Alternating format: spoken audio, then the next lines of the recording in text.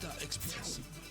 Mga may init na bagong balita, mga balitang dapat mong malaman ngayong umaga. GV Balita Express. GV Balita Express. Mga balitang kinalap ng buong puwersa ng GV 99.9 Batangas. GV Balita Express. GV Balita Express. Mga balita sa loob at labas ng Timog Katagalugan. GV Balita Express. GV Balita Express. Narito na ang GV Balita Express. GV 99.9 Breaking News. GV Balita Express. GV Balita Express. Mga may init na bagong balita, mga balitang dapat mong malaman ngayong umaga. GV Balita Express. GV Balita Express. Mga balitang kinalap ng buong puwersa ng GV 99.9 Batangas. GV Balita Express. GV Balita Express. Mga balita sa loob at labas ng Timog Katagalugan. GV Balita Express. GV Balita Express. GV Balita Express. Magandang umaga mga ka-vibes. Kayo ay nakatutok sa GV Balita Express sa programang Good Vibes Morning. Kasama niyo po ang inyong lingkod, DJ Frankie, at kasama natin on the line, DJ Joey Boy, keeping us GV informed, GV aware, and GV updated. Muli, ito po ang GV Balita Express. 6:36 a.m. on the clock Philippine Standard Time. Oras natin hatid sa atin ng Biogesic. Headaches can strike anytime, anywhere. Kaya always bring Biogesic anytime, anywhere. Choose ingat, choose Biogesic. At ako na tayo sa ating headlines, balita. Suspended ang Senate Sergeant at Arms at itinangging tinago ang ebidensya sa Senate shooting. Anti-political dynasty bill lusot sa ikalawang pagbasa sa Kamara. Warrant of arrest ng ICC laban kay De La Rosa na natiling may bisa ayon sa NBI. At simulan natin ang ating balita sa nangyaring insidente sa putukan sa Senado. Suspended ang Senate Sergeant of Arms at itinago daw ang ebidensya sa Senate shooting. Ang iba pang detalye ng balita hatid sa atin ni DJ Joey Boy. GV Balita Express. DJ Frankie, iginiit ni suspended Senate Sergeant at Arms na si Mau Aplasca na spliced o pinagdugtong-dugtong umano ang CCTV kaugnay ng insidente ng pamamaril sa loob ng Senado noong Mayo 13. Sa isang ambush interview nitong Miyerkules, sinabi ni Aplasca na piling bahagi lamang umano ng video ang inilabas upang suportahan ang isang partikular na naratibo. Ayon kay Aplasca, naghahanda umano sila ng kompletong CCTV videos upang maipakita ang buong pangyayari. Binigyang diin din niya na hindi umano totoo ang mga pahayag na walang naganap na pag-atake sa Senado at hiniling nitong bigyan sila ng sapat na panahon upang maipresenta ang kanilang panig. Samantala, sinabi rin ni Aplasca na inaasahan na niya ang posibleng pagsasampa ng kaso laban sa kanya kaugnay ng insidente. Nauna nang inirekomenda ng Philippine National Police o PNP ang paghahain ng kaso laban kay Aplasca ng security personnel ng Senado dahil sa umunoy paglabag sa Rules of Engagement at sa Republic Act 11917 o ang Private Security Services Industry Act. Kinumpirma rin ni Aplasca na nakatanggap na sila ng sabina mula sa PNP Criminal Investigation and Detection Group bilang bahagi ng nagpapatuloy na investigasyon. Gayunman, itinanggi niya ang aligasyong may itinago silang ebidensya gaya ng CCTV footage at mga baril. Ayon kay Aplasca, nagsagawa rin umano ng Security Coordination Meeting ang Office of the Senate Sergeant at Arms at GSIS Security Office noong Mayo 12 bilang paghahanda sa nalalapit na impeachment proceedings. Para sa GV Balita Express, ito si DJ Joey Boy sa GV 99.9, your good vibes. Maraming salamat DJ Joey Boy. Samantala, sa kabilang banda, anti-political dynasty bill lusot sa ikalawang pagbasa sa Kamara. Para sa detalye ng balita. GV Balita Express. Inaprobahan ng Kamara sa ikalawang pagbasa ang panukalang Anti-Political Dynasty Act na naglalayong pigilan ang sabay o sunod-sunod na paghawak ng kapangyarihan ng magkakamag-anak sa iisang lugar. Sa ilalim ng House Bill No. 8389, hindi maaaring tumakbo o manungkulan sa parehong lokalidad ang mag-asawa, magkamag-anak hanggang ikalawang antas ng dugo o relasyon. Saklaw ng panukala ang mga posisyon sa barangay, munisipyo, lungsod, lalawigan at maging sa distrito sa Kamara. Pinaunahan ni Faustino D. III o Speaker Bogie D. at Sandro Marcos ang naturang panukala na sinuportahan din ng mahigit 170 mambabatas.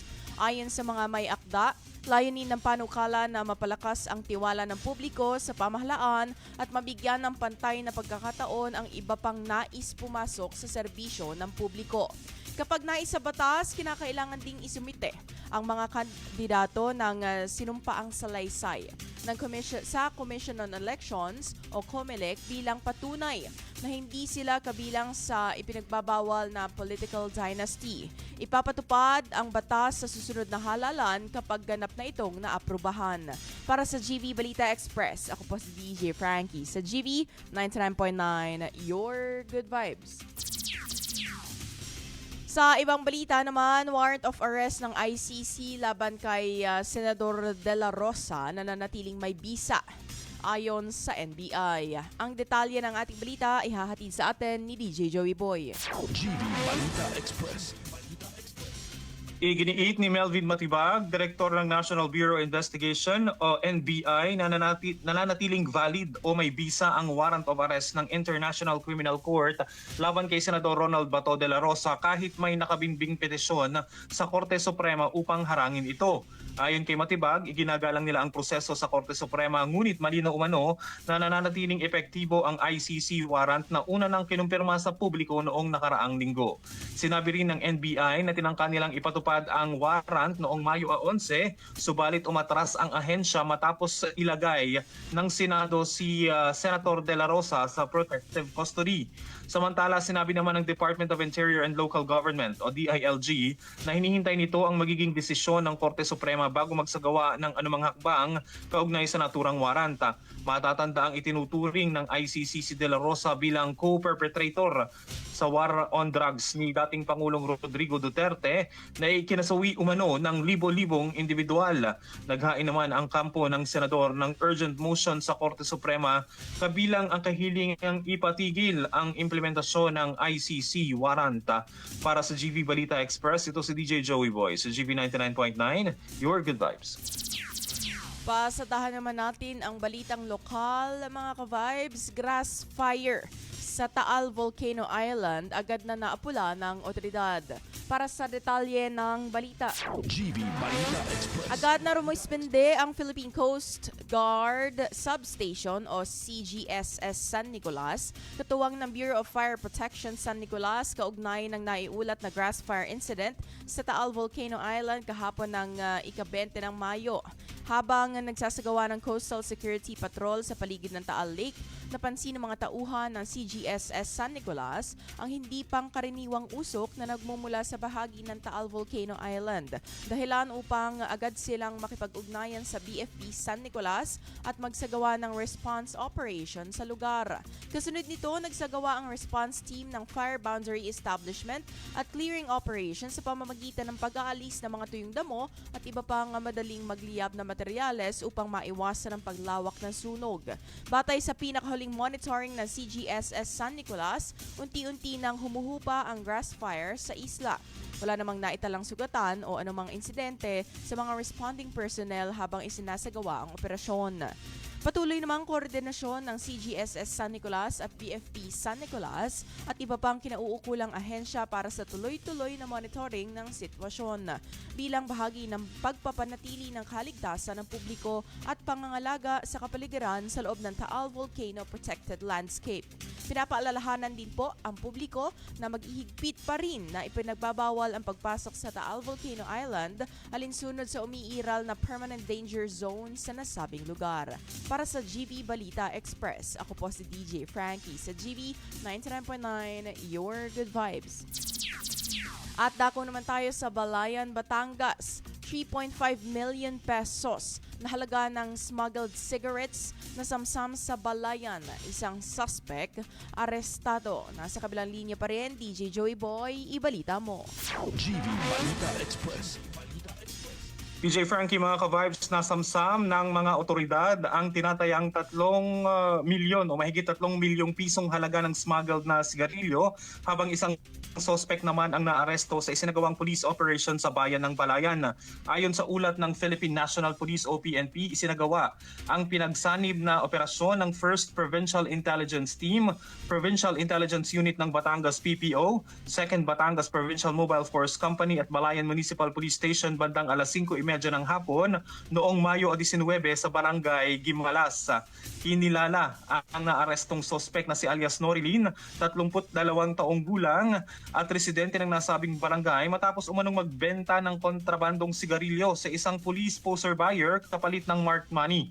Nakumpiska sa operasyon ang 88 master cases ng iba't ibang uri ng smuggled cigarettes, nakatumbas ng humigit kumulang 4,400 rims na may tinatayang halagang 3.5 million pesos. Na-recover din ang buy-bust money at budol money na ginamit sa isinagawang operasyon. Gumamit din umano ng alternative recording devices upang matiyak ang transparency at integridad ng operasyon, habang isinagawa naman ang inventory at pagmamarka ng mga ebidensya sa presensya ng mga barangay officials. Dinala na sa Balayan Municipal Police Stations ang suspect at mga nakumpiskang ebidensya para sa dokumentasyon at paghahanda ng kaukulang kaso. Samantala, sinabi naman ni Hansel Maranta na bahagi ito ng pinaigting na kampanya ng kapulisan laban sa smuggling at iba pang economic crimes sa rehiyon. Para sa GV Balita Express, ito si DJ Joey Boy sa GV 99.9, Your Good Vibes. Sa pagpapatuloy ng ating mga balitang lokal, regional most wanted person sa kasong rape, arestado sa Laguna. Para sa detalye ng ating balita. GV Balita Express. Arestado ng mga otoridad ang isang regional level most wanted person sa kasong rape matapos ang isinagawang manhunt operation sa bayan ng Nagcarlan.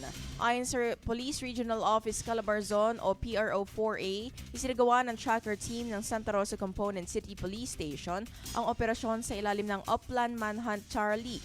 Bandang alas 5:30 ng hapon noong Mayo 19 sa Purok 7, Barangay Manaol.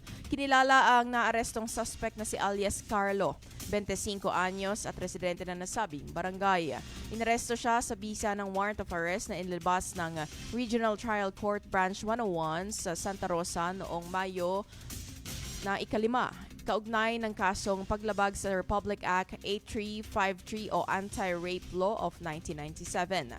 Batay sa investigasyon, sangkot umano ang suspect sa insidenteng naganap noong January 25 nitong taon sa Barangay Ibaba, Santa Rosa City, kung saan ang biktima ay kinilalang si alias Joyce. Noong January 28, nagtungo ang biktima sa Santa Rosa Component City Police Station upang magsampa ng reklamo laban sa suspect. Isinagawa naman ang operasyon gamit ang body-worn camera at alternative recording device upang matiyak ang transparency at maayos na dokumentasyon ng operasyon. Ayon kay Hansel Marantan, bahagi ito ng pinaigting na kampanya ng PRO Calabarzon laban sa mga wanted persons upang maihatid ang hustisya at mapanatili ang kapayapaan at seguridad ng komunidad. Sa kasalukuyang nasa kustodiya na ng Santa Rosa Component City Police Station ang akusado habang inihahanda ang kaukulang dokumento para sa disposisyon ng korte. Para sa GV Balita Express, ako po si DJ Frankie sa GV 99.9, Your Good Vibes. At dito naman sa lalawigan ng Batangas, babae arestado sa buy-bust operation kontra ilegal na sigarilyo sa Balayan. Ang detalye ng balita hatid sa atin ni DJ Joey Boy. GV Balita Express. Arestado ang isang babae matapos maaktuhan umano sa pagbebenta ng iligal na sigarilyo sa isinagawang buy-bust operation sa bayan ng Balayan. Pinangunahan ng mga tauhan ng Provincial Intelligence Unit ng Batangas PPO at ng iba pang legal officers at Balayan Municipal Police Stations ang operasyon sa Sherian Village, Barangay Gimal. imedya ng hapon noong Mayo 19. Inilala ang sospek na si alias Norilyn, 32 anyos at residente ng nasabing barangay. Nakumpiska mula sa sospek ang iba't ibang uri ng kontrabandong sigarilyo kabilang na ang DNJ, HNP, Modern 100, President Arthur at Victor Aguila cigarettes. Ayon sa mga otoridad, umabot sa 88 master cases ng sigarilyo ang nasamsam at tinatayang nagkakahalaga ito ng mahigit 3 milyong piso. Na-recover din sa operasyon ang mga sigarilyong binili ng poster buyer bilang bahagi ng isinagawang buy-bust operation. Sa kasalukuyan ay nasa kustodiya na ng Balayan Municipal Police Station ng sospek para sa kaukulang disposisyon at paghahanda sa mga kasong isasampa laban dito. Para sa GV Balita Express, ito si DJ Joey Boy sa GV 99.9, Your Good Vibes.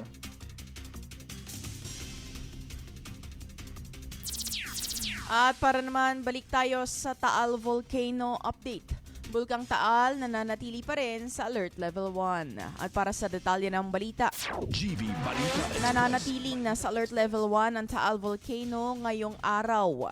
Batay sa ulat, nakapagtala ng 3 volcanic earthquakes na nakalipas sa 24 na oras habang namataan din ang mahinang pagsingaw na napadpad sa hilagang kanlurang bahagi ng bulkan. Naitala rin ang sulfur dioxide flux sa 625 tons kada araw mula noong May 19 habang may pansamantalang pamamaga o ground deformation sa Taal Volcano Island. Dahil dito, muling pinapaalalahanan po ang publiko na maghigpit at ipinagbabawal pa rin po ang pagpasok sa Taal Volcano Island, lalo na sa main crater at Daang Castilla fissures, gayon din ang pagpapalipad ng anumang aircraft malapit sa tuktok ng bulkan. Ayon sa mga eksperto, bagamat nasa mababang antas ang aktibidad ng bulkan, maaari pa rin magkaroon ng biglaang pagsabog ng steam of phreatic explosions, volcanic earthquakes, pagbuga ng abo at paglabas ng mapaganib na volcanic gas. Pinapayuhan ang mga residente at turista na manatiling alerto at sumunod sa mga abiso ng otoridad para sa kanilang kaligtasan. Para sa GV Balita Express, ako po si DJ Frankie sa GV 99.9, Your Good Vibes. Para naman sa ating weather update, 3 low pressure area posibleng mabuo sa huling linggo ng Mayo. Narito si DJ Joey Boy. GV Balita Express. DJ Frankie, mga ka-vibes, posibleng mabuo ang 3 low pressure area sa bahagi ng Pacific Ocean sa huling linggo ng Mayo 2026. Ayon sa Pag-asa, isa sa mga namumuong sama ng panahon ay maaaring pumasok sa Philippine Area of Responsibility bagamat mababa pa umano ang posibilidad na ito ay maging ganap na bagyo.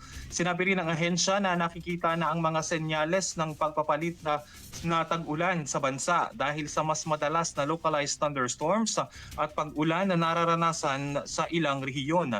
Gayunman, nananatili pa ring mainit at maalinsangan ang panahon lalo na sa Luzon at Visayas.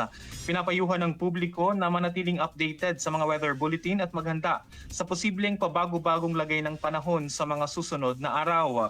Para naman sa ating weather update ngayong araw, batay sa regional forecast na inilabas kaninang alas 5 ng madaling araw, makararanas po ang lalawigan ng Batangas ng bahagyang maulap hanggang sa maulap na kalangitan na may kalat-kalat na pag-ulan at thunderstorms.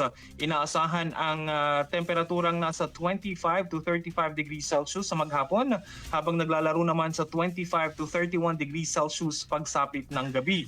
May mahina hanggang katamtamang lakas ng hangin na magmumula sa silangan hanggang sa timog silangan habang bahagyang hanggang sa katamtaman naman ang alon sa karagatan. Pinapayuhan po ang publiko na maging handa sa posibleng biglaang pag-ulan at pagkulog lalo na sa hapon at gabi. Para sa GV Balita Express, ito si DJ Joey Boy sa GV 99.9, Your Good Vibes. Ako naman tayo sa ating Good Vibes Balita. Philippine Air Force pinasinayaan ang 2 bagong Bell 412 EPX helicopters. At para sa ating detalye ng Good Vibes Balita, GV Balita Express. formal nang isinagawa ng Philippine Air Force ang blessing ceremony para sa 2 bagong Bell 412 EPX utility helicopters noong May 19 sa Colonel Jesus Villamor Air Base. Bahagi ito ng patuloy na modernization program at pagpapalakas ng operation operational capabilities ng Philippine Air Force. Ang dalawang helicopter ay unang batch delivery sa ilalim ng Additional Utility Helicopter Acquisition Project na kinabibilangan ng 8 Bell 412 EPX helicopters mula sa Bell Textron Incorporated. Inaasahang makukumpleto ang lahat ng delivery sa pagsapit ng taong 2027. Pamamahalaan ng bagong aircraft ng 205th Tactical Helicopter Wing upang palakasin ang tactical heli-lift at multi-mission operations ng Air Force. Kabilang sa mga pangunahing gamit nito ang troop transport para sa mga counterinsurgency at internal security operations, disaster response at humanitarian missions tulad ng tuwing may kalamidad, medical evacuation at logistic support sa malalayong lugar. Sa pagdating ng dalawang bagong helicopter, umabot na sa 16 ang kabuuan ng Bell 412 helicopters ng Philippine Air Force. Sa kanyang mensahe, sinabi ni Lieutenant General Arthur Cordura, Commanding General ng Philippine Air Force, na malaking tulong ang bagong helicopter upang mapalakas ang misyon, readiness at mabilis na pagtugon ng militar sa iba't ibang operasyon. At ayon pa sa kanya, magsisilbing mahalagang instrumento ang mga bagong aircraft hindi lamang sa seguridad kundi maging sa pagtulong sa mamamayan sa panahon ng sakuna. Para sa GV Balita Express, ako po si DJ Frankie sa GV 99.9, Your Good Vibes. At yan ang kabuuan ng ating balita hatid sa atin ng Lipa Medics Medical Center. 6:56 a.m. on the clock, Philippine Standard Time. Manatiling nakatutok sa the most influential Good Vibes radio station. This is GV 99.9, Your Good Vibes. GV Balita Express. GV Balita Express. Mga may init na bagong balita, mga balitang dapat mong Good malaman Vibes Morning ngayong po umaga. sa lahat na nanonood GV sa ating Balita live Express. stream sa GV Facebook. Balita Express. Pwede rin po kayong Mga balitang manood sa kinalap ng online buong streaming pwersa namin. ng GV I-type lang sa inyong 99.9 browser, Batangas. gv99.live at Balita mapapakinggan nyo kami Mga anytime, balita sa anywhere, loob, all labas over the ng world. timog, katagalugan. At GV mag-song request din Balita kayo doon. Express. Is mag-scroll GV down po Balita kayo. Meron Express. doong GV live Balita chat. Express. Maraming salamat sa pagsuporta Para sa sa mga GV minamahal naming biyahero, 99.9, thank you Your for Good choosing Vibes. Biogesic sa biyaheng ginhawa from headache. Jody Santa Maria.